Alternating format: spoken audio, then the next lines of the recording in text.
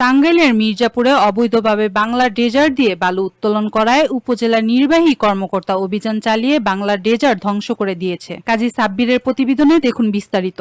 আপনি কি প্রবাসে গিয়ে স্বাবলম্বী হতে চান? পূর্বে বুকিংকৃত বিমানের টিকিট পরিবর্তন করতে চান, অথবা ট্যুরিস্ট ভিসার মাধ্যমে এই সুন্দর পৃথিবী ঘুরে দেখার স্বপ্ন দেখছেন?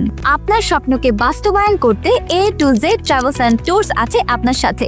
গত 17 জুন মঙ্গলবার সকালে ওয়ারশী ইউনিয়ন ধলেশ্বরী নদীর নওগাঁ এলাকায় অভিযান চালিয়ে বাংলা ড্রেজার 4টি ধ্বংস করা হয়। জানা গেছে, স্থানীয় কয়েকজন প্রভাবশালী বালুর লুটেরা বাংলা ড্রেজার মেশিন দিয়ে অবৈধভাবে বালু উত্তোলন শুরু করে, এতে নদীর হুমকির মুখে। পরে খবর পেয়ে মির্জাপুর উপজেলা নির্বাহী কর্মকর্তা মঙ্গলবার সকালে ওই এলাকায় ভ্রাম্যমাণ আদালতে অভিযান পরিচালনা করেন। নির্বাহী কর্মকর্তা উপস্থিতি টের পেয়ে বালু লুটেরা পালিয়ে যায়। অভিযানে মির্জাপুর থানা ও আনসার সদস্যরা সার্বিক সহযোগিতা করেন। এই বিষয়ে উপজেলা নির্বাহী অফিসার ABM আরিফুল ইসলাম বলেন, এখানে অবৈধভাবে নদী থেকে বালি উত্তোলন করা হচ্ছে ড্রেজারের মাধ্যমে।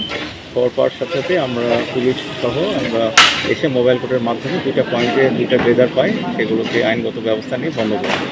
ধন্যবাদ। 26 টেলিভিশন, মাতৃভূমির বন্ধনে।